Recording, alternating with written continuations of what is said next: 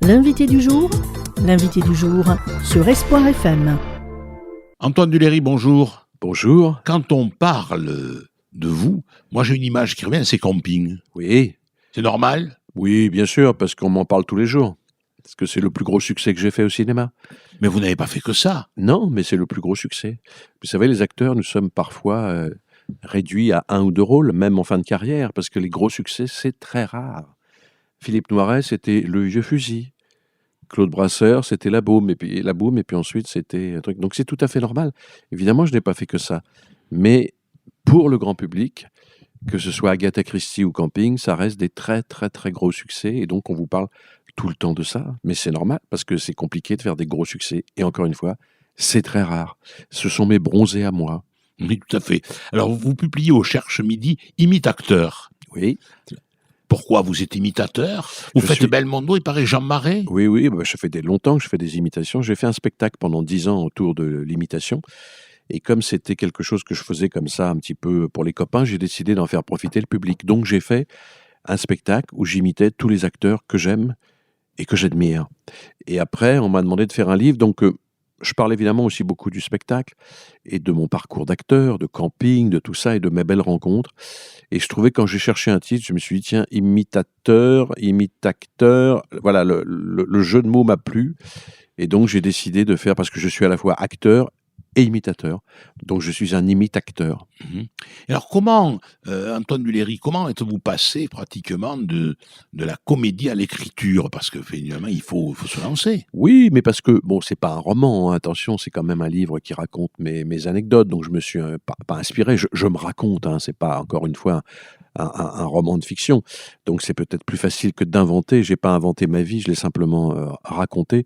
Donc, mais par contre, je me suis amusé à l'écrire tout seul, hein. Je précise, j'ai pas été aidé comme certains autres de mes collègues.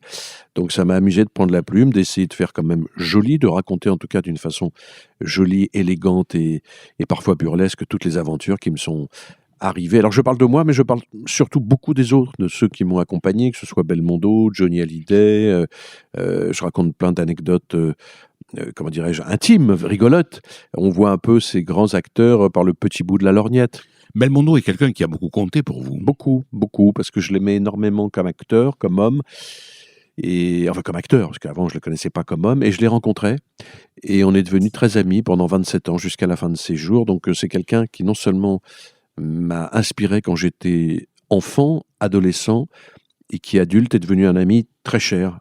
Donc ça a été formidable. Le rêve a rejoint la réalité, ou l'inverse. Et alors, est-ce que c'est un personnage qui a été décisif pour votre entrée dans le cinéma ? Alors non, parce que il a été décisif. C'est lui qui m'a donné envie de faire ce métier à l'époque où j'avais 15-16 ans. Après, j'ai fait mon parcours tout seul, hein, sans lui, puisque je ne le connaissais pas. Mais c'est vrai qu'il m'a inspiré. Alors c'est pas lui qui m'a fait faire mes premiers pas, c'est Claude Lelouch qui m'a fait faire mes premiers pas au cinéma, mes vrais premiers pas, hein, j'entends. Et c'est Claude qui m'a fait rencontrer Jean-Paul Belmondo. C'est pour ça que je parle beaucoup de Claude Lelouch, et que Claude Lelouch m'a fait l'amitié de me faire la préface de mon livre, parce qu'il sait, et je lui redis à chaque fois, il m'a fait le plus beau cadeau de ma vie, c'est que il m'a dit que j'avais fait un film avec lui qui était Tout ça pour ça, qui s'était très bien passé, qui était mon premier film avec lui. Puis il m'a dit, écoute, ça s'est tellement bien passé qu'on va retravailler ensemble, Antoine, et tu vas jouer avec Jean-Paul Belmondo. Et moi, j'étais comme un fou, parce qu'enfin, j'allais rencontrer mon idole, ce que j'aurais pu ne jamais faire, ne jamais le rencontrer. Et on a toujours peur d'être déçu par ses idoles. On se dit, merde, pourvu qu'il soit pas désagréable, pourvu qu'il soit pas prétentieux. Puis j'ai découvert non seulement qu'il était pile comme je pensais, Jean-Paul, mais qu'il était encore mieux que je pensais.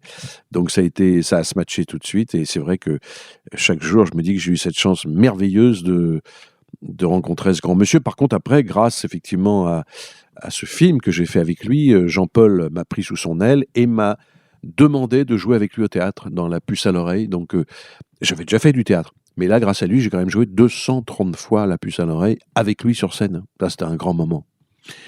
Quelle est votre actualité, vous, aujourd'hui ? Alors aujourd'hui, je fais un spectacle que je commence la semaine prochaine à Paris, et que j'ai fait un petit peu hier en extrait. Je fais un spectacle un spectacle seul autour de la lecture. Vous voyez, ça tombe bien. Donc je raconte pourquoi on lit, qu'est-ce qu'on lit, et je cite énormément d'auteurs que je dis, que je récite. Et donc c'est un voyage littéraire que je fais sur scène. Ça s'appelle « Ceci n'est pas une lecture ». Oui, oui. Et le cinéma? Alors le cinéma, pour l'instant, j'ai pas de projet au cinéma, j'ai des projets à la télévision. Je vais tourner un film avec une série avec Stéphane Bern, notre grand Stéphane Bern, que j'aime beaucoup. Et au cinéma, non, j'ai fait beaucoup de films pour le cinéma. Pour l'instant, j'ai pas de proposition pour le cinéma. Mais vous savez, moi, je me suis toujours partagé entre la télé, le cinéma et le théâtre. Pour l'instant, là, c'est télé, théâtre, et puis le cinéma va revenir d'une Oui, façon ou d'une il autre. faut attendre. Faut ne Oui, rien, ou plus exactement, il faut ne pas attendre. Oui, Et mais vous comme ça, savez, tout quand arrive. du partir du moment où je tourne à la télé, pour moi, c'est pareil que le cinéma. Enfin, vous voyez, maintenant, tout est mélangé. Théâtre, cinéma, tout le monde fait des séries. Il y a moins de cinéma, il y a plus de télé. Mais c'est bien, on fait des très belles choses à la télévision. J'ai fait des très, très belles choses à la télévision. Parfois même mieux qu'au cinéma. L'invité du jour sur Espoir FM.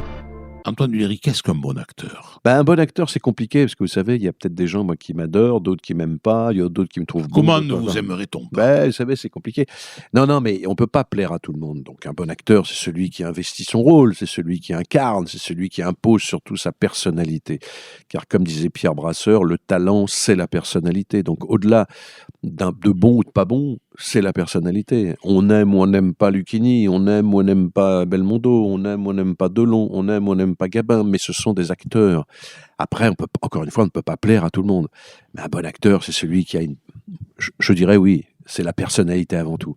Jouer bien, jouer juste, c'est à la portée de tout le monde. Mais être au-dessus du lot, ça, c'est plus compliqué. Ça s'apprend. Oui, bien sûr. Enfin, ça s'apprend. Non, la présence ne s'apprend pas. La personnalité, ça s'apprend pas. On en a ou on n'en a pas. Mais le métier d'acteur s'apprend, bien sûr. Plus on travaille, plus on l'apprend. Bien sûr, c'est un métier. C'est pas. On apprend la technique. On apprend. Plus on tourne, plus on est meilleur face à la caméra ou au niveau de l'articulation. Le théâtre vous forge beaucoup. Ça, oui, c'est un vrai métier. Tout le monde veut le faire maintenant, mais c'est pas donné à tout le monde de le faire. Antoine Duléry, votre meilleur souvenir dans votre carrière encore courte et que l'on vous souhaite encore il y en a la plus longue beaucoup, il y en a possible. beaucoup. C'est ma rencontre avec, c'est quand j'ai joué le Cid avec Jean Marais. Est-ce que vous avez joué le Cid? Ouais, avec Jean Marais, Jean-Louis Barrault et, enfin, j'ai pas joué le Cid même, c'était Huster, mais j'ai joué dans le Cid. Ça, c'était un moment. C'est quand ma femme aussi a réalisé son premier film dans lequel j'avais le rôle principal, qui était d'ailleurs le premier film de Jean Dujardin. Donc ça, c'était aussi une entreprise familiale. Et puis ma rencontre avec Jean-Paul, je vais pas en reparler, mais ouais, Jean-Paul, c'est 6 mois de théâtre avec lui, être tous les soirs dans sa loge et voir notre amitié grandir. Ouais, ça c'est vraiment des souvenirs. Mais puis toutes les conneries qu'on a fait avec Jean-Paul, je peux pas les raconter, mais enfin, la déconnade permanente avec Jean-Paul, ça c'est des souvenirs. Il était un homme comme ça. Ah, bah, j'étais un déconneur. Il n'arrêtait pas de faire des blagues. Jean-Paul était un grand blagueur. Donc Oui, c'était très drôle de vivre avec lui au quotidien. Et alors, au niveau du théâtre, bon, je suppose que finalement, jouer tous les soirs, c'est bien sûr un plaisir, mais c'est en même temps, donc, là aussi, une routine. Est-ce qu'il vous arrive à un moment donné de pouvoir avoir des trous de mémoire, des manques? Oui, ça m'est arrivé. C'est pas le pire. Le pire, c'est de. Enfin, si, le trou de mémoire, c'est épouvantable. J'en ai eu un avec Jean-Paul d'ailleurs, mais c'est arrivé au bout de la 130e parce que le corps n'est pas habitué à faire tous les soirs la même chose. C'est ça qui est dur dans le théâtre, parce que même si le public n'est jamais le même, jouer tous les soirs au théâtre, c'est vrai qu'il y a des jours où on n'a pas envie d'y aller. Je me souviens le mardi avec Jean-Paul, il me disait. Quand vous jouez déjà 2 fois le samedi, 1 fois le dimanche, qu'il faut recommencer le mardi, quelquefois il me dit, mais je sais pas si vous avez envie, moi j'ai pas envie ce soir. Il y a des soirs où on n'a pas envie d'y aller, et puis après on est emporté par le public. Mais c'est dur le théâtre, c'est pour ça que beaucoup de gens ne font que du cinéma. Le cinéma c'est quand même beaucoup plus confortable que le théâtre. Le théâtre, on peut pas avoir de trous, vous vous remettez en question tous les soirs, c'est le vrai métier, le vrai métier de l'acteur. J'adore le cinéma et la télévision, mais le vrai métier de l'acteur, c'est quand même le théâtre. Je trouve que ceux qui ne font pas de théâtre, il leur manque quelque chose, ou en tout cas ils se privent de quelque chose qui est merveilleux. Alors, Poiret et Serrault, dans La Cage aux folles, avaient l'habitude de faire des excès, des rallonges extrêmes. Est-ce que ça vous arrivait avec Jean-Paul Belmondo de rallonger les scènes Ça nous est arrivé dans Feydeau, ça nous est arrivé, ou alors pas au point de Serrault et de Poiret, parce que c'est quand même une mécanique très bien huilée. Mais oui, quelquefois on a un peu improvisé, oui, on pouvait se permettre. Et Jean-Paul aimait bien ça, ouais. Ça nous est arrivé 2-3 fois. Ouais, mais ça, comme vous le disiez, dans la mesure où aujourd'hui je suis pas en forme, j'ai pas envie de monter sur les planches, il faut que j'y aille malgré tout. Et là, effectivement, c'est là que tout peut arriver, parce que comme vous le disiez, le corps est pas prêt et le corps ne ment pas. Non, mais c'est comme ça. Mais vous savez, en même temps, la scène est extraordinaire parce que vous pouvez être malade comme un chien, avoir mal à la jambe, au dos, ce que vous voulez. Et quand vous montez sur scène, vous n'avez plus mal nulle part. C'est hallucinant. Et je peux même vous dire que dans certains acteurs qui ont eu des circonstances, alors pour le coup épouvantables, de deuil, de perte, comme Roland Giraud, qui a quand même appris la mort de sa fille, assassinée, et qui l'après-midi jouait au théâtre, et une pièce comique. Et il y est allé, et il a fait rire les gens. Et Jean-Paul aussi, quand il est allé, Belmondo, quand il est se recueillir sur le corps de sa fille qui avait brûlé vive dans un appartement, et l'après-midi, il jouait Feydeau. Mais il m'a dit, si je remontais pas, je ne serais jamais remonté sur scène.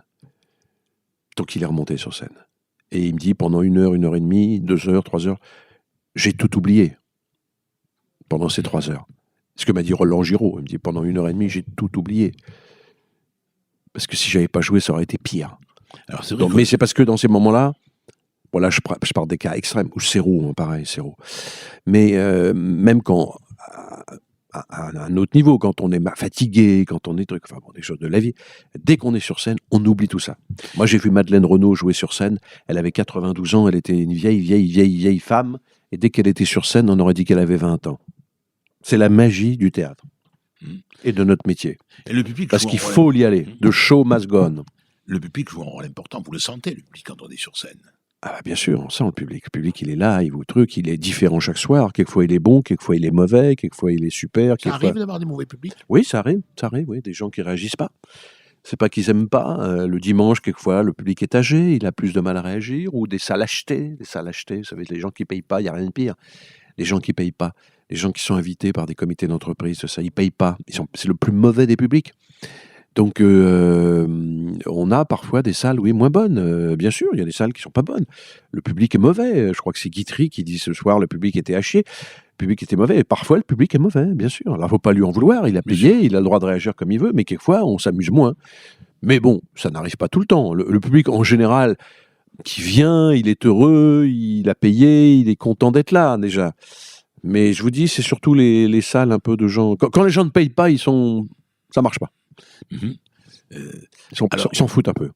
C'est vrai que c'est important. Et cette interaction avec le public, on voit, je reviens à Poiré et Serrault, parce que c'est vrai que c'est maintenant dans la légende, on les voit interpeller le public. Certains. Oui, Est-ce que ça vous arrivez, vous, de prendre le public à témoin? Non, ça m'est arrivé dans un one-man show où je pouvais le faire. Oui, bien sûr. Mais pas dans une pièce, entre parenthèses, classique. Non, ça c'est très, très, très compliqué.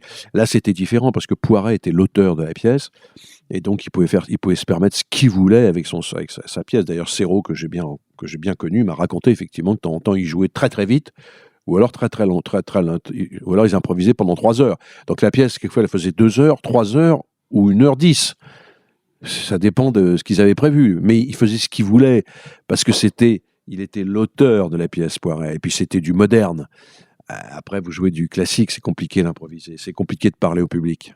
Le seul qui faisait ça, je crois que c'était Jean Lefebvre. Mais non, c'est assez difficile à faire. C'est vrai, vous le dites, oui, mais Jean Lefebvre, il s'en foutait un peu, quoi. Il brodait, il s'arrêtait, il parlait aux gens. Enfin, c'était...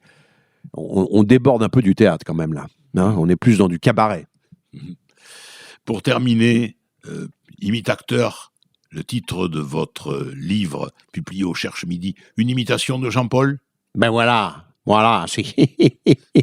À Lorient, l'indolence sous la cruauté, moitié loukoum, moitié sigu, en quelque sorte, le Coran alternatif. Merci beaucoup. Merci à Antoine vous. Duléry. C'était l'invité du jour sur Espoir FM.